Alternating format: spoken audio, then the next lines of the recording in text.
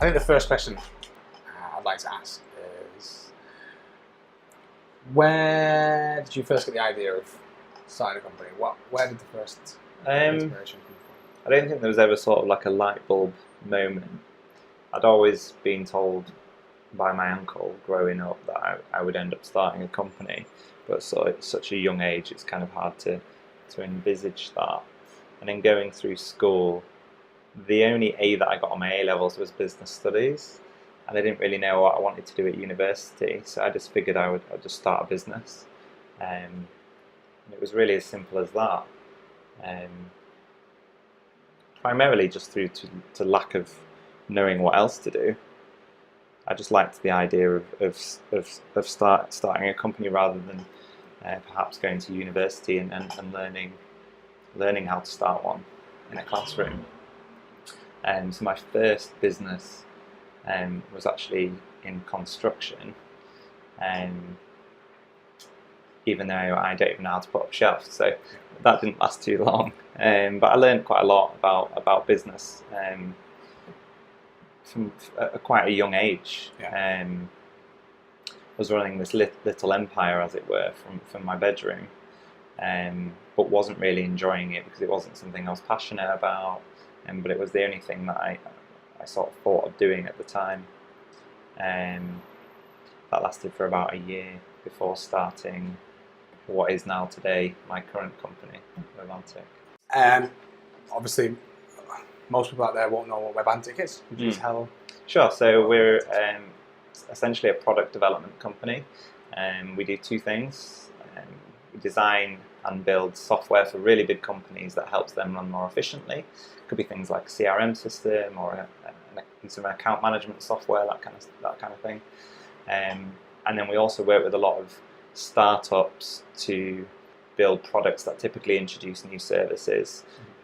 So we're doing an on-demand beer delivery app at the moment. We're building Uber for supercars. They're usually quite innovative, interesting concepts. Right.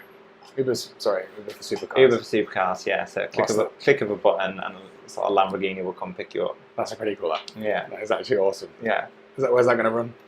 So it's launching in like Cheshire at first, but the idea is to expand that to other parts of the UK in time. I like the idea of that. Yeah. So going back, you said you started a construction company. Absolutely no experience. No experience. Right. This is my question: is how do people start or end up doing things with no experience and they just end up doing it? But how do they learn as they go? I have no idea. I think probably just due to ignorance is why I started. I just thought that I could do it and it would be a lot easier than it ended up being. I didn't necessarily think I need experience. Obviously, it's really useful if you do have experience in a certain field. A lot of people that do start businesses in today's day and age have worked in a certain industry or understand a specific problem, and then they go about setting up a business that solves that problem. Since I didn't have any experience, obviously I didn't have that luxury, and as opposed to going and getting a job for a period of time and then starting one, I just sort of took the plunge and went for it. I just saw an opportunity with a few existing online services that were already there. Yeah. I was essentially buying leads from sites like ratedpeople.com, mybuilder.com, and then I would have a self-employed sales rep who would go on the lead to try and close the project, whether it be a wet room installation or another type of construction. And then I employed a building team to go in and do the work. So I was essentially just coordinating lots of different pieces of the puzzle. Where's the idea for that company? Because that's quite, how old are you? Sorry. I'm 29. How old was I then? I would have been around about 20. Yeah, so 20 years old, you've come up with an idea of, I'm going to get this guy here, I'm going to get these guys to go in there, buy that data from there. That's not just out of nowhere. Where's that even? Just totally random. I mean, I'd had a little bit of work experience working alongside a guy who still mentors me today. He owned a lot of properties over in Leeds, and I worked for him, helping him out with IT and lots of other things. And it was the same building team that worked on his properties that I decided to then use. I guess because I was just involved in that sector. It's sort of all I knew. So to a degree, I was leveraging some degree of experience, just not too much. But and so you started off with construction, and then what was your next venture? What was the next move? So construction went on for just shy of a year, and then I think I had like a part-time job in between that and starting Webantic. I actually started Webantic with a school friend of mine that I met in year 7, so I would have been like 12 years old. He was living in Manchester. I'd moved to Manchester by this point, and we decided that we wanted to start a business together. And the only thing we sort of were half decent at was IT and computers. So the first thing that came to our heads was, let's start an IT support company. So Webantic in its first instance was actually an IT support business. It wasn't long before we changed direction. We were probably offering IT support for only sort of 12 weeks, and quickly discovered that really small businesses don't need IT support typically, because maybe they only have one PC and someone technical enough to look after it. We kept on getting asked, can you help with our website? We didn't know how, but we just said yes, and we went away and learned. And we've continued that process really into where we are today. But it was really difficult in the early days to figure out how to do business, because the business experience I had at the construction company was B2C. I wasn't meeting anyone face to face. And the environment we operate in now is B2B. It's very different. There was a lot of other things that I needed to learn at that stage. So, you say what you touched upon then was the fact that you were asked a question about something and you didn't know how to do it, and you went away and learned. You're an advocate of that.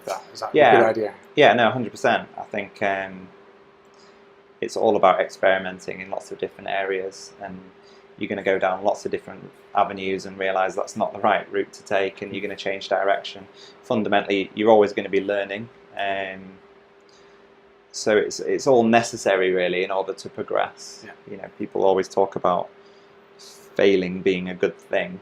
I would add to that and say failing is the things you learn from failing is really good. Failing isn't fun, letting people go or having to downsize your business, they're not fun things, but the things you can learn from failing are obviously really invaluable. I imagine that's part of the learning curve as well, isn't it? As you because like even just going through that is an experience in itself, which is going to teach you a lot of lessons. Yeah, no, for sure. And we were sort of learning from our customers, and we were doing things out of necessity because we had no other sort of source of income. We'd applied for benefits in the early days. We were on job seekers allowance and another fantastic scheme called the Blue Orchid scheme, and we managed to get our expenses down to about £300 a month. We were living in town prior to starting the company, and quickly realised we couldn't afford to stay in town, so we moved to sort of a student area so we could get our expenses down, which just allowed us to work on the business sort of full time. We didn't have any access to any sort of funding whatsoever. We took out a couple of credit cards, Calvin and I took out I think it was about £3,000 in total, and we put that money into the business and then paid off those credit cards over the course of like the next 2-3 years or something. It took us to pay it off, but we were taking a lot of risks, fundamentally, huge risks, but we didn't have any sort of responsibilities at the time. We didn't have a family, and we didn't have a mortgage to pay. It's not like we were giving up a particularly good career or anything like that. So I think if there was a time to do it, it was whilst we were still really young. Yeah, I find it interesting as well when you say, you took out credit because you didn't have any cash there readily available, and that's one of the things that I struggle with, is not having cash readily available. No handouts or anything like that. Sure. And I'm struggling to decide whether, as I grow or as I decide to scale, do I then turn to lenders or anything like that? You can take out loans, can't you? Things like that. It's just like there's lots of like grants and things that are available, and we just didn't know about them at the time. We didn't have the intuition to even go and look. I don't think. We thought that there was no way we were going to get a business loan from the bank. As I said, we didn't really know about grants. We certainly didn't know any investors or anything like that, and we needed some cash in the company. So we did the only thing that we knew we could, which was use personal credit cards to sort of get the company going. Yeah. I actually feel that bootstrapping your business for as long as you can is really, really important, because it means that you make decisions that are ultimately the most important from a financial point of view, in terms of what you're spending the money on. Doing things out of necessity. And I think we learned a lot of lessons in the first 2 years because we didn't have a lot of money. Yeah. I think I agree. The bootstrapping, it seems too easy for people to turn around, and banks are so, well, they used to be so readily available to go, there you go, there's cash to people who started up, but nowadays we don't have that privilege. Something I've noticed, people don't tend to do that anymore. I had another question was about you're a founder, so you got a co-founder. Yeah. Calvin, I've already met. Do you think that this is an important, fundamental part of starting a business? Because I met a few business owners, and they all seem to have co-founders, and they all seem to say, I need this guy or I need this girl. Sure, I think there's no right or wrong answer. There's certainly loads of business owners that have made themselves a huge success on their own. And I take my hat off to them, because I think it's definitely much more difficult. Two heads are better than one. It's very difficult to be good at everything. There's so many things to do when you're running a company, and it's difficult to, as I said, specialise in all these different areas. So having someone that can really take a lot of things off your plate, as it were, is really, really useful. And then that constant validation of your thinking. If you get the right co-founder, I think it can work extremely well. But then, if you get the wrong co-founder, it can obviously be much worse. You need to have history there, I think. You need to complement each other. It's difficult to find a good co-founder, I think. I've just been really lucky. What would you? I'm going to actually give some advice now. What would you say? So, I decide I want to start a business tomorrow. What would you say would be the first steps? What would you be like, this is what you have to do first? I think some planning is a really good place to start. A lot of people don't do enough planning or enough research. Go and ask people that that are surrounded by you what they think. Again, for a second opinion. We try and base all of our decisions in business today on evidence and research, and we try and make data-driven decisions, because it's easy to be, make assumptions that you're correct when often you might not be. So in the first instance, I would try and do as much research as possible. I would also make sure that what I'm planning on doing, I'm going to be passionate about, to the point where I'm obsessed about it. Because if you're not obsessed with whatever it is you're trying to do, you're not going to think about it all the time. You're not going to work as hard as you need to. It's that obsession that I think really drives people, drives really successful entrepreneurs.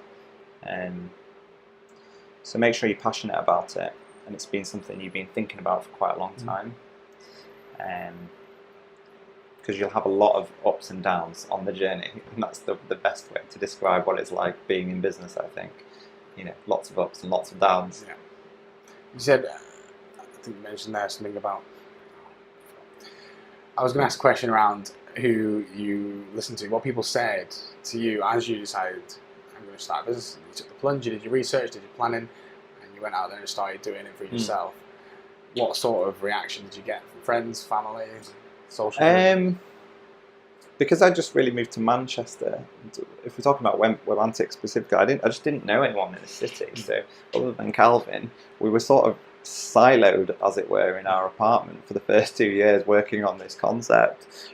Friends and family from home gave us sort of the support that we needed, and encouraged us to do it if it's what we wanted to do. So other than that, we didn't really have any sort of mentorship or peer-to-peer support from other people. In hindsight, that's something that I would have liked to have done differently, because I think it would have accelerated that first 2 years had we surrounded ourselves by other people on the same journey, or people that were a little bit further on in that journey. That would have really helped us, because they could have pinpointed so many things that we did badly early on, and helped progress that timeline. Yeah. What would your 3 top tips be for someone who is either about to start or has just started? So for me, I've just started. Sure. Whereas the previous was about. Again, just never give up, and to remain positive. Sometimes I think, for me in the early days, I think we nearly threw in the towel quite a few times, and we needed each other in order to stop us from doing that. And it almost felt like there was no light at the end of the tunnel. It was very, very challenging, mentally. It was hard to stay motivated. There was so many challenges in the first instance. Before you get the second one, what was your biggest challenge that you found? What was the biggest thing you struggled with? It was very difficult to see when our sort of first break was going to come. I remember for months and months feeling like I was never going to get out of, because we were working, as I said, from home, out of this room that had mold growing on the walls, and it was just me and Calvin. And we were really struggling, financially. We were sort of struggling to gain traction, and it felt like we were never going to get out of that environment. I remember saying to myself, we're never going to get an office. All I really wanted at that stage was to get an office so that I could go to work. But then it did happen. We got a break. We got a really small investment in the company, which allowed us to do that. The point is, had we quit prior to that, that would have never happened. So, three top tips probably: never give up, stay positive, and just surround yourself with as many like-minded people as possible. The advice that I get even today from the people I spend time with is really, really useful. And what sort of events might you find these people at? Well, Manchester's a great place for that. I think you say Founder Insights. Founder Insights is obviously one of the events that we put on.